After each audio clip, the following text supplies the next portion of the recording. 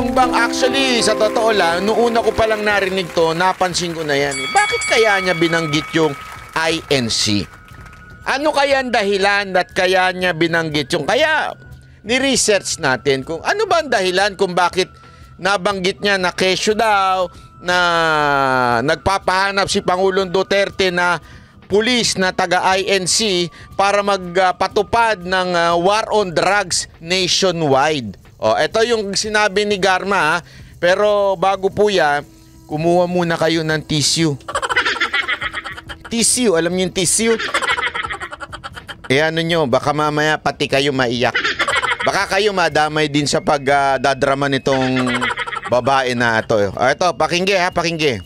During our meeting, he requested that I will locate a PNP officer or operative who is a member of the Iglesia ni Cristo, indicating that he needed someone capable of implementing the war on drugs. Ano nakakaiyak dun? Alam mo, hindi ko mag-gets talaga tong babaeng to. Anong nakakaiyak doon sa sinabi niya na ang sabi ni Duterte, maghanap ako ng pulis na taga-INC to continue with the war on drugs. Sa totoo lang, wala ngang illegal dun eh. There's nothing wrong. Why? Paulit-ulit naman sinasabi ni Pangulong Duterte yan eh. Bago pa nga po siya manalong presidente, sinasabi niya na yan, hoy! Kung ayaw ninyo maging madugo, huwag nyo ako iboboto. Yun ang sinasabi niya. At kung gusto nyo naman, papatayin ko yung mga adik na yan. Papatayin ko yung mga... Yan sinabi niya bago siya tumakbo. Yan po. At bago siya mahalal, yan na sinasabi niya. Kaya nga, di ba, may babala pa siya doon. Ito na ang huling Pasko ninyo.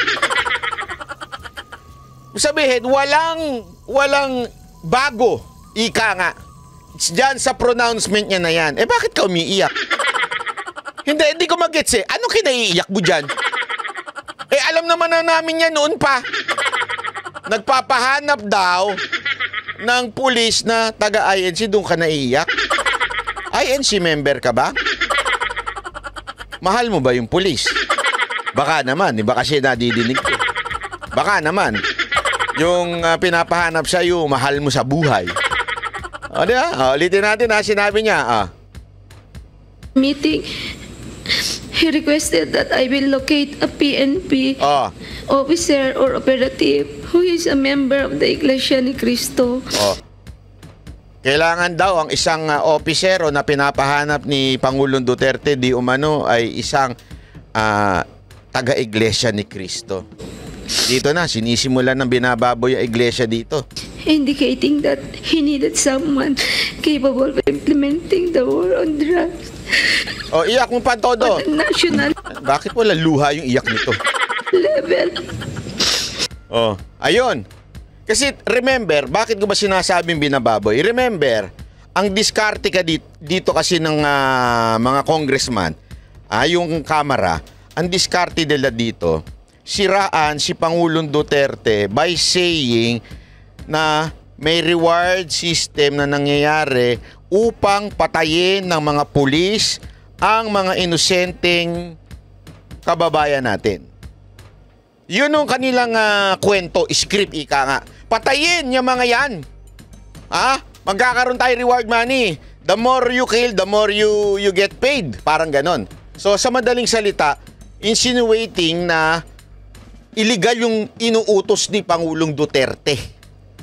Pero sa totoo lang, wala naman sinabi dyan na illegal. Wala naman sinabi dyan na patayin niyo yung mga inosente. Yun ang utos sa kanya. Wala sinabi si Garmang ganun. Ang sinabi lang, that could implement the war on drug nationwide, capable of this kind of war on drugs, di ba? Capable. I mean, masama po ba yun? Trabaho naman talaga ng kapulisan yun. Trabaho rin ng presidente na i-implement yun. Pero yun ang pinalalabas ng Kamara. Na illegal yung pagbibigay ng reward money, illegal yung kautusan na pumatay ng mga inosente. Yun kasi ang pinalalabas sila. Inutusan ni Duterte pumatay ng mga inosente. Etong pambababoy dyan. Kailangan talaga nila banggitin na ang pulis ay dapat INC member. Iglesia ni Cristo. Kayong mga taga-Iglesia ni Cristo, dinamay na kayo. Ini-slight damay na kayo. Ibig sabihin, kayo daw mga mamamatay tao. Ganun ang datingan. Hindi ho, di ba?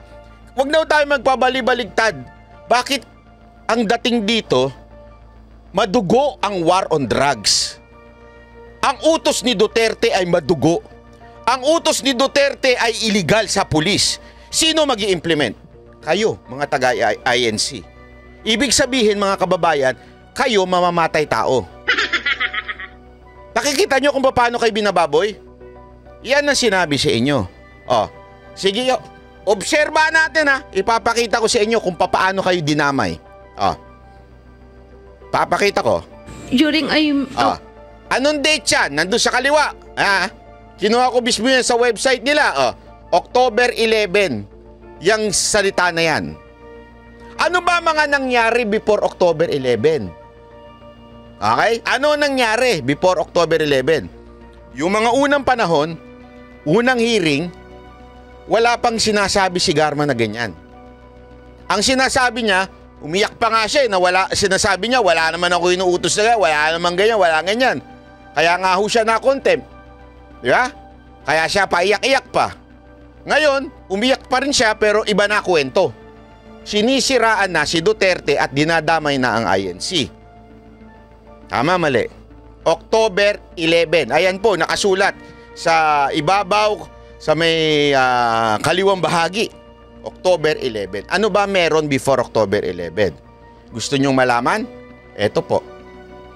October 3. October 3. Ayan po, post ng One News. Okay? Pero, sa Net 25, October 1. Ibig sabihin, hindi naman importante kung 1 or 3. Basta ibig sabihin po niyan, October 1 naganap yan. Okay? Ayan, no? Pero dito, nakasulat kasi, paid the courtesy call to Iglesia ni Cristo, Executive Minister Eduardo Manalo, yesterday, October 2. October 1, October 2, October 3. Hindi naman mahalaga kung eksaktong date. But, ang pinakamahalaga dyan, that is before during October 11. Nagigets nyo? Before October 11, naganap ang meeting ni VP Sara Duterte at ng Iglesia ni Cristo na leader na si Manalo. Nakukuha nyo? Maybe, na-trigger na kagad itong mga tambaluslos. Di ba? Di ba?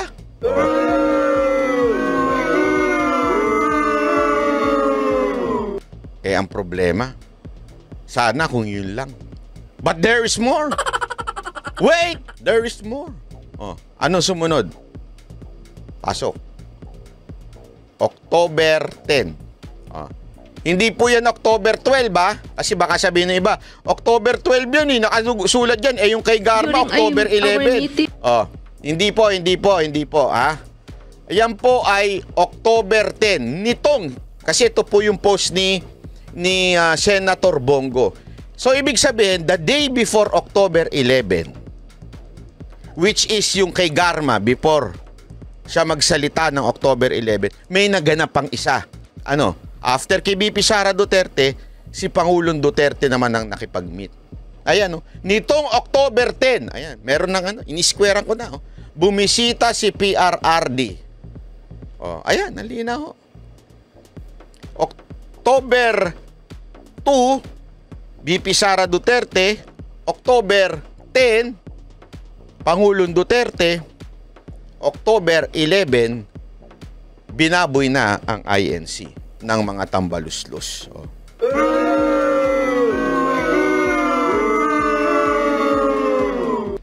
At eto, malupit. Sinasabi ko sa inyo.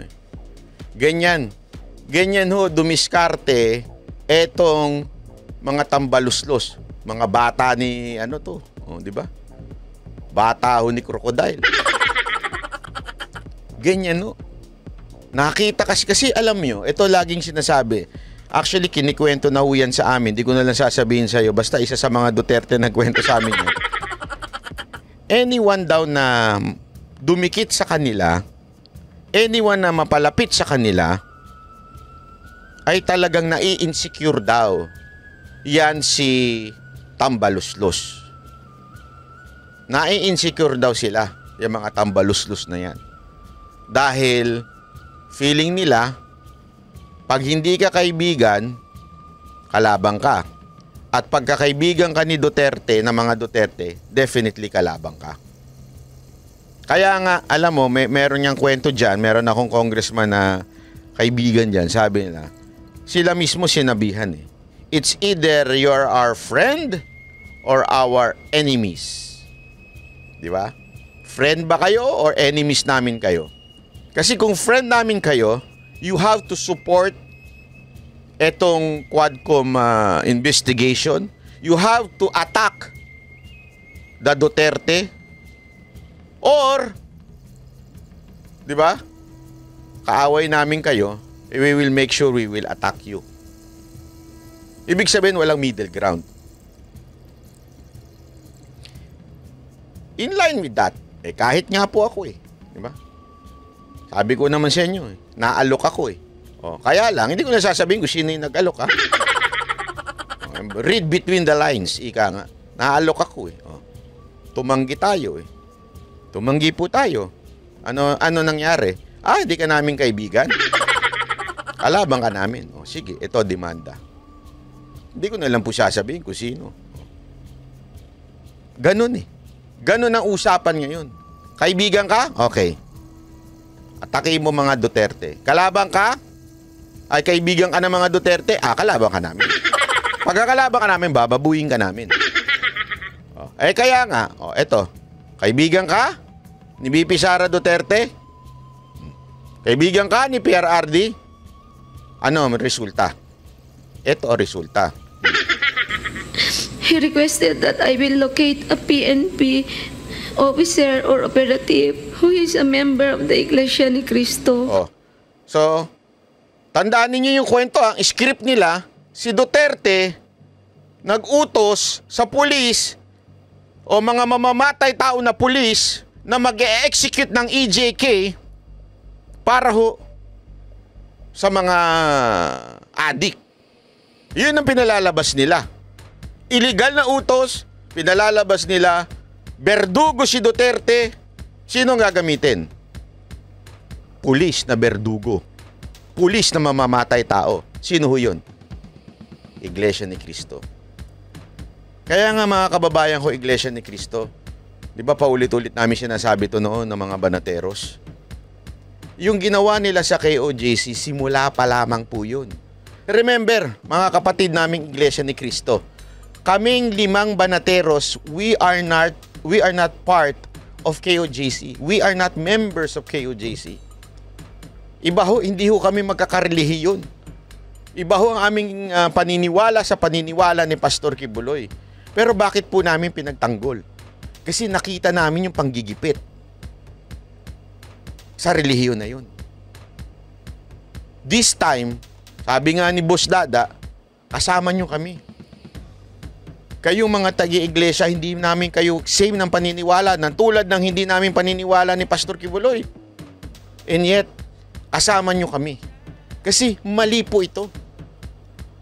Mali po na porket kalabang ka lang, porket hindi kayo na pareho ng politika o paniniwala sa politika at hindi kayo magkakulay, bababuyin ka na. Tingnan mo ang kasunod niyan. Sigurado ko meron na namang patay na mabubuhay dyan. Hindi. Ito lang, mga taga-iglesia, tingnan nyo. Sigurado ako yung mga dismiss case na meron kayo noon, for sure, magigising nyo, mabubuhay yun. Remember, ganun ang ginawa kay Pastor Patay na yung kaso na yun, dismiss na. Binuhay. Abay, daig pa pala nila yung mga evangelist na bumubuhay ng di ba Kaya sigurado ko, one way or another, antayin nyo. Ngayon pa lang, sinisimulan na kayong dungisan. Babuyin, ika nga. Kaya sigurado ko, one of these days, ayan na, sinisimulan na kayo. Kasi nga po, may picture kayong kasama si VP Sara Duterte at kasama ang Pangulong Rodrigo Roa Duterte. At remember, 'di ba? Sabi ko nga po sa inyo noon 'Di ba? Naalala niyo noon? May mga nagsunog pa nga sa akin, akala nila hindi ako nagsasabi ng totoo. Totoo naman Meron pong mga nasa posisyon sa Iglesia ni Cristo na pinarating sa akin through a legitimate source. Very legitimate source. A politician.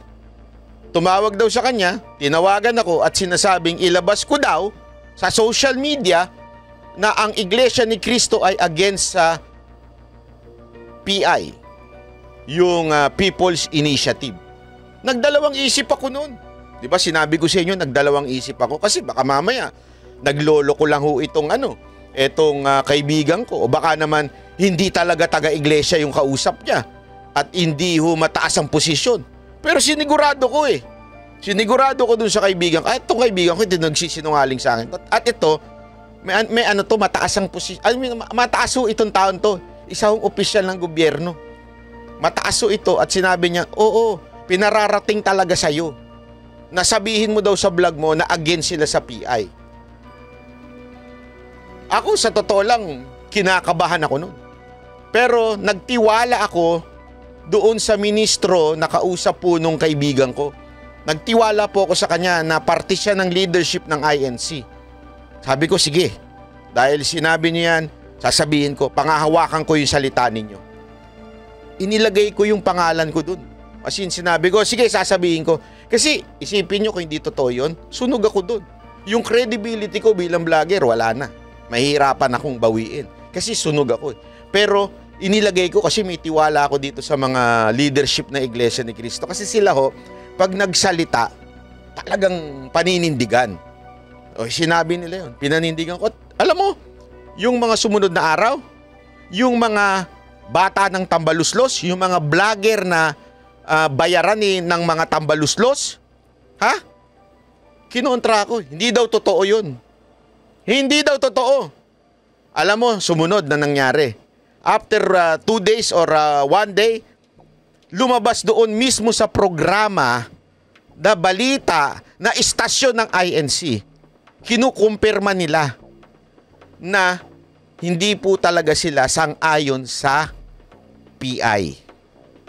Tignan nyo yung kwento Sino ba may pasimuno ng PI? Kayo mag-isip. Sino may pasimuno ng PI?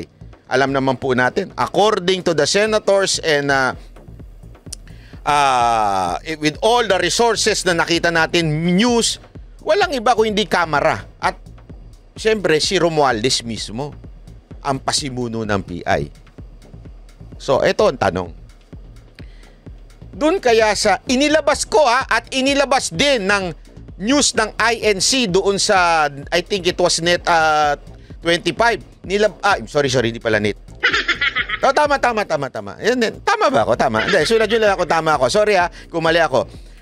Nandun doon sa istasyon na yon, istasyon ng INC, nilabas nila, nasabi nila, talagang totoong hindi sila pabor sa PI.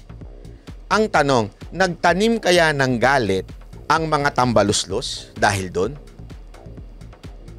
Tapos, na-trigger pa sila dito kay VP Sara Duterte at dito kay Pangulong Duterte na nakipag-meet sa leader ng INC. Sa tingin ninyo, magkakakonekta kaya yon? Kung sa tingin ninyo, magkakakonekta yon, comment kayo sa baba. Sabihin nyo, tama nga, magkakakonekta yon. Yung pag-against ng INC sa PI, pag ni Pangulong Duterte at ni VP Sara sa leader ng Iglesia ni Cristo, magkakonekta yan. At dahil doon, nagtanim ng galit itong mga demonyong tambaluslos na ito. Di ba ngayon, Banat Bay, OA ka naman. OA ka naman na nagagalit ang iglesia o nagre-react ang iglesia. Nasa linya po natin ang dating Pangulong Rodrigo Roa Duterte. Magandang umaga po, Mr. President. Magandang umaga po sa iyong Sal. Kasama ko si Hana. ang aking co-anchor, Hannah Jane. Magandang umaga sa iyo. Kapatid ito ni Nelia Sancho, yung ating Queen of the Pacific. Anyway, dating Pangulong Duterte, kayo ngayon ay binubugbog sa Quad Committee ng mga resource persons na napipilitan yata magsinungaling ng gusto. Kayo daw, iimbitahan daw ho kayo ng Quad Committee. Ano ho ba ang posisyon nyo rito? Kayo ba dadalo? Anytime ho. Nakatanggap na po ba kayo ng imbitasyon? Wala pa. But I would be happy to appear in both the upper and the lower house of Congress. Without preempting the questions to be asked by the Quad Committee, assuming that you received the invitation, assuming further that you attend, ano po bang masasabi nyo sa mga nababasa natin sa pahayagan patungkol sa inyo, patungkol sa war on drugs, patungkol sa mga di umanong kaalyado nyo na bumabaliktad? Ano po bang masasabi niyo ron?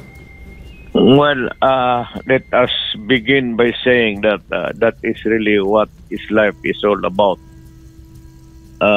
Temporary alliances, friendships that are fragile, friendships founded on shaky grounds, but yung friendships that are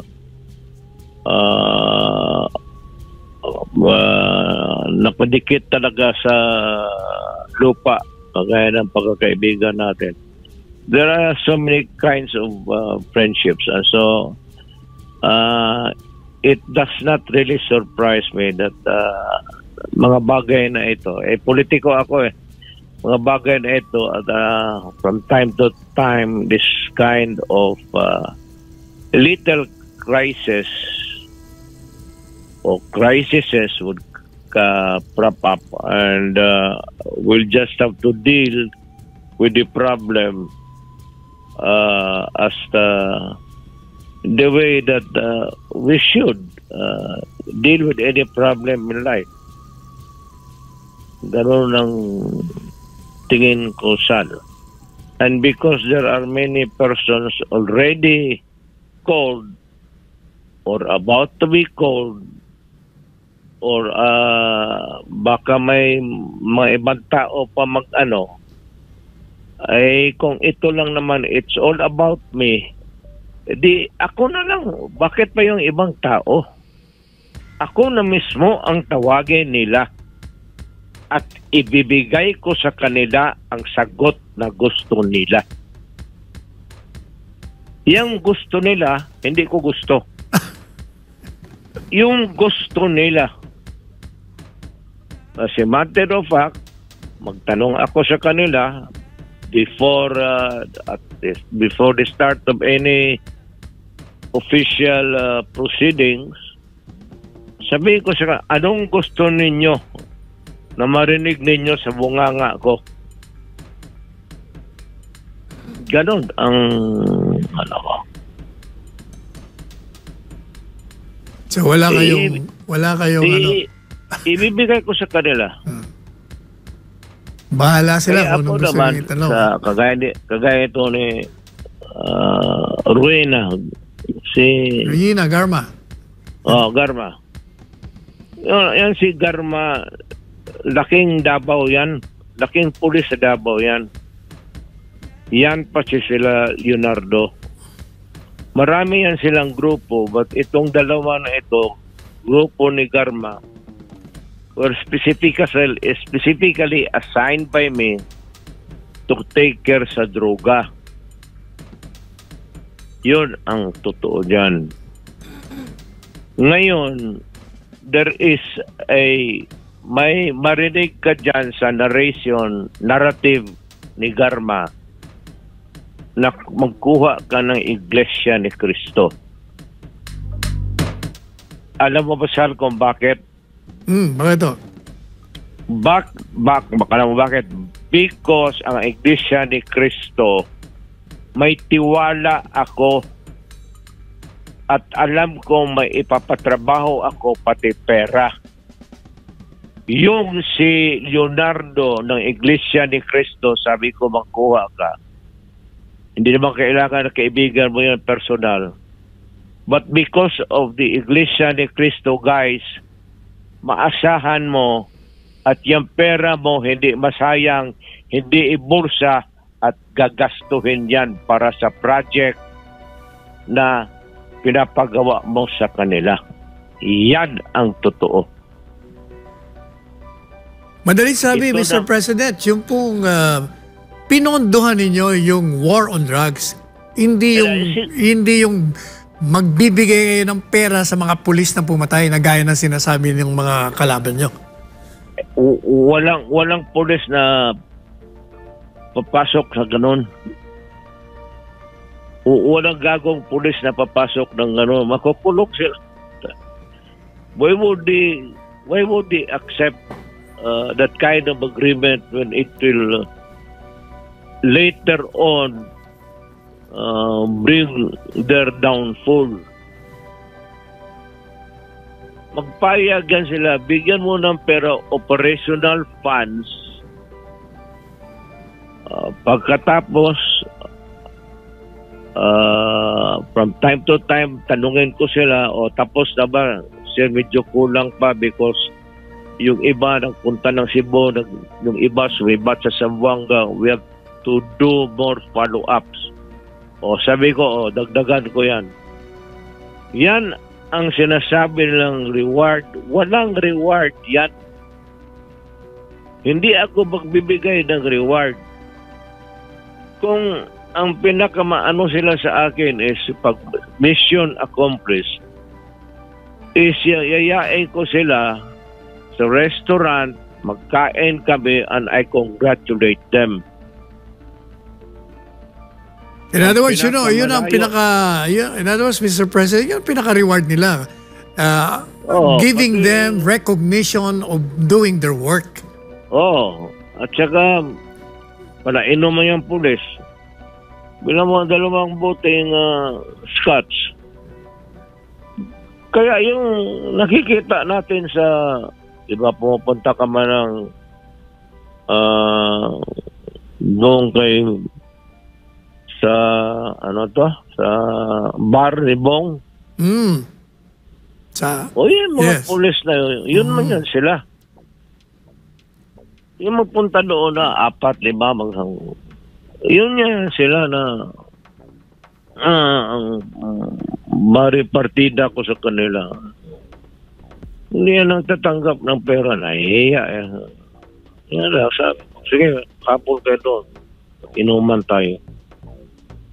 Now, dating Presidente Duterte, meron nung lumabas ngayon sa social media, inilalabas nila yung sinabi ninyo, siguro mga ilang linggo pa lang kayo na naging presidente o ilang buwan pa lang, kung saan kino-quote kayo. Ang sabi niya ron, bibigyan nyo ng 3 milyon ang sino mang makahuli o makapatay sa mga drug lords. No. Kino-quote, ano bang, yun ang ginagamit nila na nagpapatunay, kita mo, umaalok siya ng 3 milyon para makahuli o ang sabi ko naman, sabi ko, alok yun siguro sa mga tao, hindi sa mga pulis, kasi yung pulis trabaho nila yun Kung baga, magbigay ka ng impormasyon sa mga yan. Ito, binibigyan ko sila ng operational funds. Pero ito talaga ang order ko sa kanila. Nagtuturo ako ng criminal law, pati criminal procedure sa Police Academy dito. Go out and hunt for them. This is a recorded history na ito, pabalik-balik na ito. You can, as a matter of fact, you can replay it and replay it again. Fixture na ito. Hanapin mo at arestuhin ninyo kung saan ninyo. Bring them to me. Pero pagka lumaban at nakita ninyo na ang sarili niyong buhay ay mapalagay sa alanganin, patayin ninyo kasi ayaw kong makita ang pulis ko na ang mamatay kaysa kriminal. Yan talaga ang order ko. Maski sa Maynila ako mag-lecture noon o dito. Maski saan, ganon talaga. Patayan talaga yan. Yan ang order ko. Pag lumaban at alanganin ang buhay mo, patayin mo na. Yun. Now, former President Duterte, hindi ho mapapasinungalingan ng yung digmaan sa illegal na droga ay naging matagumpay. Nagkaroon ng kapayapaan sa panahon ninyo. Ngayon po ba na wala kayo sa Panguluhan, ano po bang naririnig nyo? Anong feedback nyo sa ginawa ninyong digmaan sa droga? Yun ba'y nanatili na naging mapayapa tayo o iba ang naririnig nyo ngayon? Ang problema dyan, because if I will answer the question, it would be self-serving.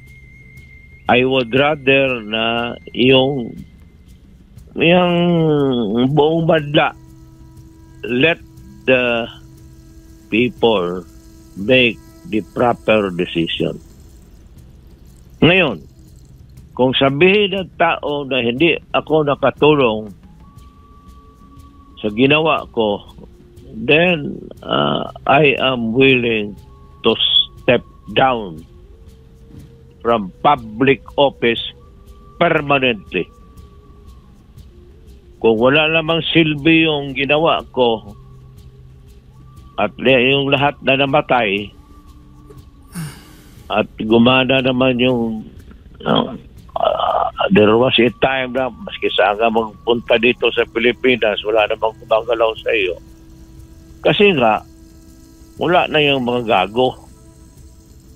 Pero hindi ko sinasabi na sinadya ko pinatay. Kung sabi ko nga sa mga sundalo, give them the chance to fight so that if they fight, then we would be justified in killing them. And that is one problem solved for the day. Totoo yan. So, Mr. President, inaasahan namin as soon as you receive the invitation, you will respond to it positively and you will be attending the Congressional Committee hearing. Of course, it's an institution of government. So, hindi naman ako presidente. I'm just an ordinary man, a plain citizen. And maybe because of past actuations, I was president, they might want me to clarify, answer, or explain, or whatever. I'm ready for that. Okay, maganda ho yan. Napakagandang event. Hindi ako atras dan. O, sagutin po sila lahat. Aasahan po ng taong bayan ang inyong pagdalo. These are exciting times. At marami akong sabihin sa taong bayan. Marami pong salamat, Presidente Duterte. Na-istorbo ko na kayo. Kayo pala bagong galing sa biyahe. Kami po nagpapasalamat ng marami sa inyo sa pagbibigay ng pagkakataon nito. Ako, taga Mindanao, Bisaya, pero Pilipino ako. Mahal na mahal ko ang bayan ko.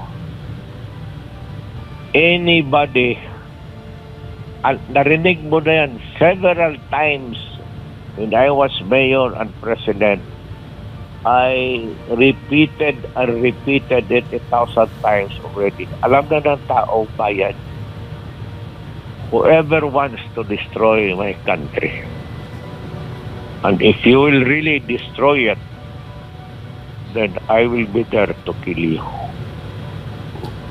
Okay. Yan ang ipagbilin ko sa tao. Papatayin talaga kita. This is my country which I can call my own. Wala akong ibang country na ipapasa ko sa mga anak ko. Puro Pilipino to eh. Hindi naman ito mga Amerikano, mga mestizo lang to kasi ang nanay South American. This yung pagka-Pilipino ko, ibigay ko sa mga anak ko. Alright, Mr. Maraming President, salamat. marami pong salamat. Hanggang sa susunod nating pag-uusap. Thank you Thank for you your very time. much. Sige, okay. Thank you.